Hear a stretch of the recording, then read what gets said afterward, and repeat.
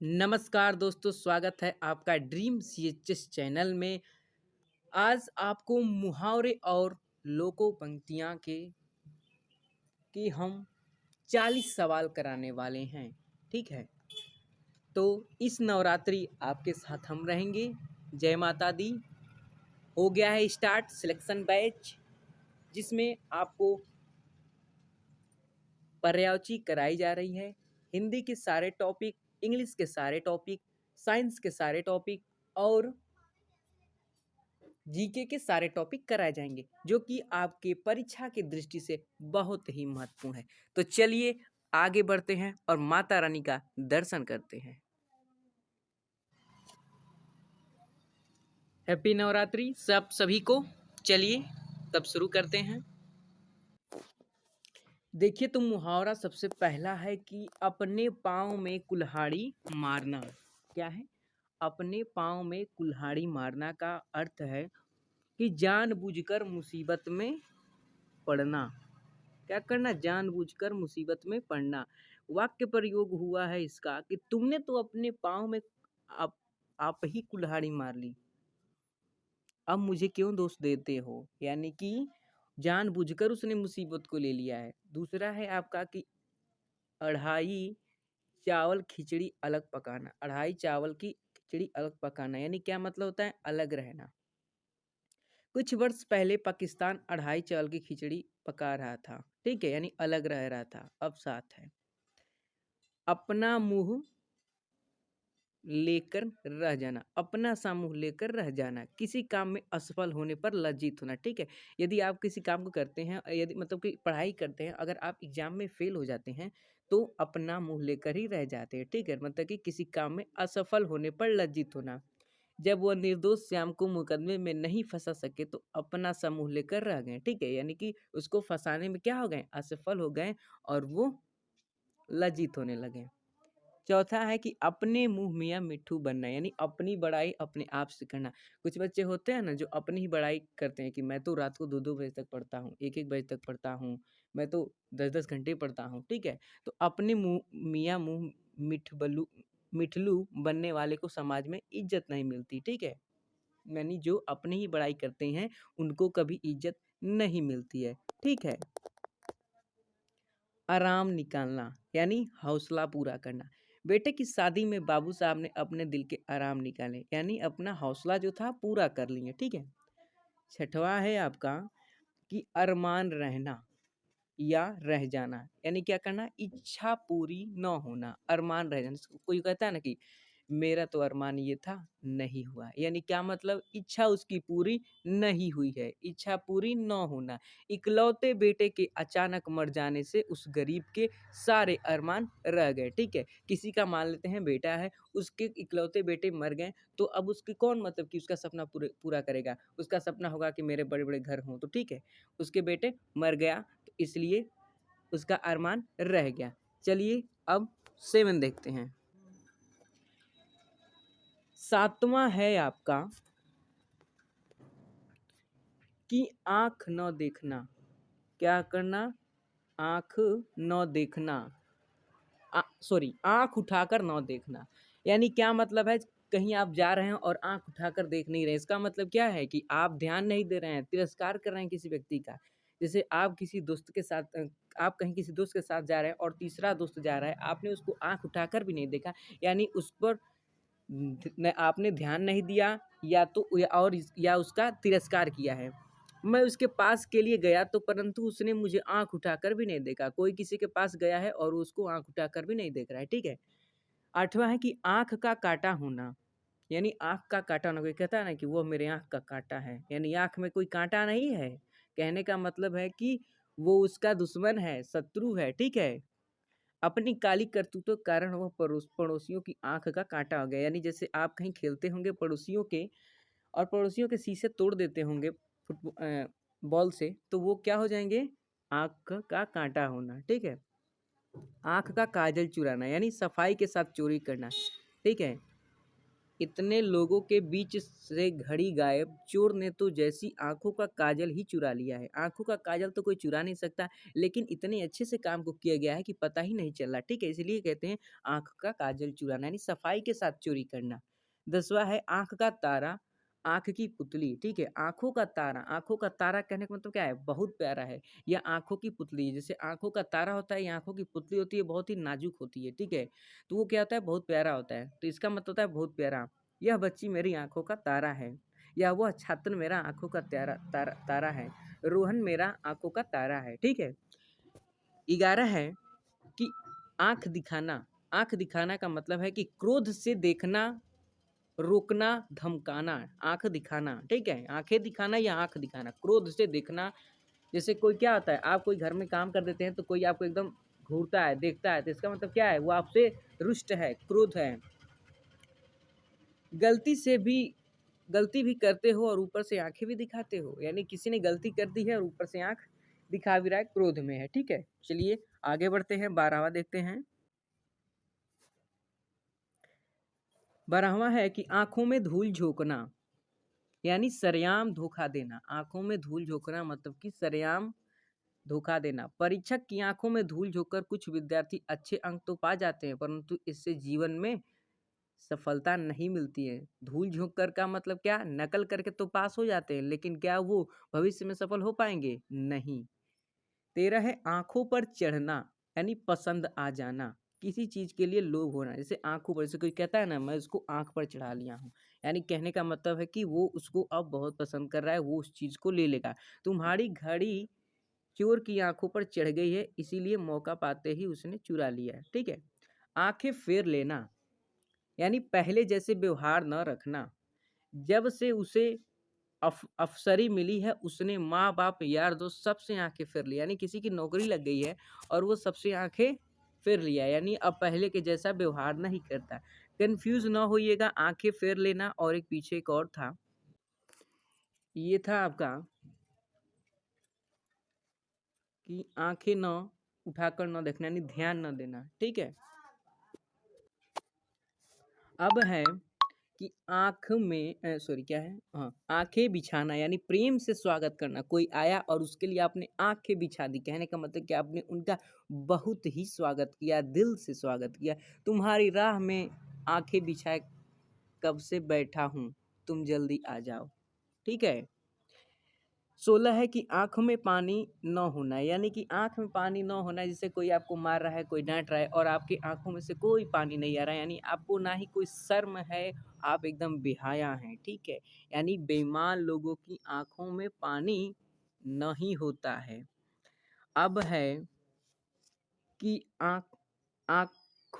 आँखों में खून उतरना, यानी अत्यधिक क्रोध में हो जाना। ठीक है, क्या होना, अत्यधिक क्रोध में हो जाना। ठीक है, आँखों में खून उतरना, तो जयचंद को देखते ही महाराज पृथ्वीराज की आँखों में खून आ गया। ठीक है, आँखों में गड़ना, आँखों में गड़ना, कोई चीज़ आपको आँख में गड़ती तो अच्छा आपको अच्छा लगेगा, नहीं लगेगा, क्या लगेगा, बुरा बुरा लगेगा। ठीक है, बुरा लगना, पसंद आना।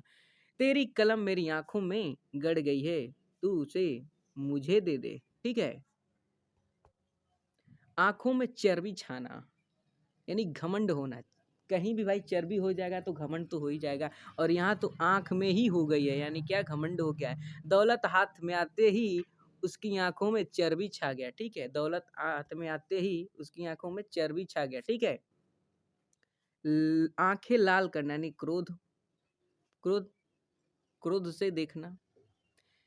आंखों की जब भी बात आती है ना, तो ये हमारे अंदर के भाव को ही बताता है। आंखें लाल मत करो, इससे मैं डरने वाला नहीं। ठीक है, यानी किसी ने आंख अपनी लाल कर ली है, गुस्सा हो गया और कोई डर नहीं रहा है। ठीक है, आगे बढ़ते हैं।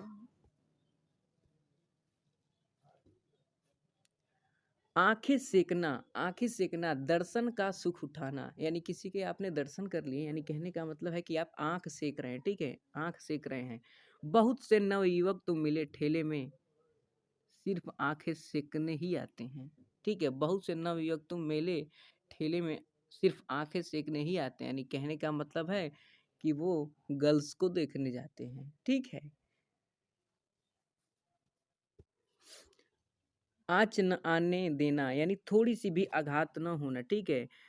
आँच न आने देना यानी थोड़ी सी भी आघात न पहुंचने देना। इस झमेले में मेरे दोस्त रवि ने मुझ पर आँच ना देनी। कोई रवि है, उसने झगड़ा किया है और उसके दोस्त ने उस पर आँच ना आने दी, यानी क्या किया, उसको थोड़ा भी चोट नहीं लगने दी, ठीक है। आटे दाल का भाव मालूम होना, आटे दाल का भाव मालूम होना, नहीं कहने का मतलब कठिनाइयों का ज्ञान होना, ठीक है, कठिनाइयों का ज्ञान होना। तुम्हारे ऊपर जब जिम्मेदारी आएगी तब तुम्हें आटे दाल का भाव मालूम चल जाएगा, यानी घर के आटे दाल दाल का भाव नहीं मालूम चलेगा, कहने का मतलब कठिनाइयों का ज्ञान पता चलेगा कि कितनी कठिनाइयाँ जीवन में आती हैं, ठीक है। आंसू पीकर रह जाना, आंसू पीकर रह जाने का मतलब है कि दुख अपमान को बर्दाश्त कर लेना, ठीक है। आंसू पीकर रह जाना, जैसे क्या होता है कि किसी को दुख होता है तो वो क्या करता है, आँसू बहाता है। लेकिन जब आपकी आँसू ही नहीं बहती, आप उसको पी जाते हैं, यानी कि आप क्या कर रहे हैं, उस दुःख को बर्दाश्त कर रहे हैं। सबके सामने जली-कटी सुनकर भी वो आँसू पीकर रह गया। ठीक है भाई? आकाश के तारे तोड़ लाना, आकाश के क्या करना? तारे तोड़ लाना, यानी असंभव काम को भी करना। कोई आसमान के तारे तोड़ सकता है? नहीं तोड़ सकता है। इसका मतलब क्या कह रहा है? वो असंभव काम ही कर रहा है। तुम्हारी नौकरी क्या मिली? लगता है आकाश के तारे तोड़ लाए हो।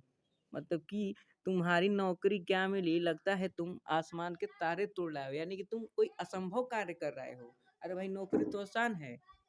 26 है आपका कि 26 है आपका कि आकाश पताल एक करना, यानी खूब परिश्रम करना। जैसे ये था कि आकाश के तारे तोड़ना, क्या है वो, क्या असंभव काम काम है, ठीक है। लेकिन यह क्या, आकाश पताल एक कर देना, ये भी तो असंभव काम ही है, लेकिन किया जा सकता है, जिसको कहते, इसको मतलब होता है खूब परिश्रम करना, ठीक है। खूब परिश्रम, खूब मेहनत से करना। जैसे आप परीक्षा हो रही, आपकी परीक्षा के दिन आ गए हैं और आप आकाश पताल को एक कर दिया, यानी कहने का मतलब है कि आप खूब परिश्रम कर रहे हैं। देखिए वाक्य क्या प्रयोग हुआ है कि तुम्हें नौकरी दिलाने के लिए विकास ने आकाश पताल एक कर दिया, ठीक है। उसने खुद नौकरी नहीं पाई है, विकास ने आकाश पताल एक, यानी उसने खूब परिश्रम की है, ठीक है। 27वां ये है कि 27वां ये है कि आग पर पानी डालना, आग पर पानी डालना, यानी आग पर पानी डालेंगे तो क्या होगा, छन छन होगा, यानी क्या करना, यानी क्या कर रहे हैं आप, उसको शांत कर रहे हैं, ठीक है। दोनों मित्र के बीच काफी गरम गर्मी हो गई, पर दीदी की बातों ने उस पे पानी डाल दिया। कभी एक बार मेरे दोस्तों में भी झगड़ा हुआ था, मैंने भी उस पर यही काम किया था, यानी आग पर पानी डाल दिया था। आग में घी डालना, देखिए वहीं आ गया उल्टा, झगड़ा बढ़ाना। एक ने शांत किया और एक ने क्या किया, बढ़ा दिया। जैसे कोई मोहन है और रोहन है, दोनों में झगड़ा हुआ तो मोहन क्या कर रहा है कि आग पर क्या कर रहा है, पानी डाल रहा है, और वहीं श्याम क्या कर रहा है, आग में घी डाल रहा है, ठीक है। रमेश तुमको गोवर्धन की बातों में मत आना, उसका तो काम है आग में घी डालना, ठीक है। चलिए आगे बढ़ते हैं।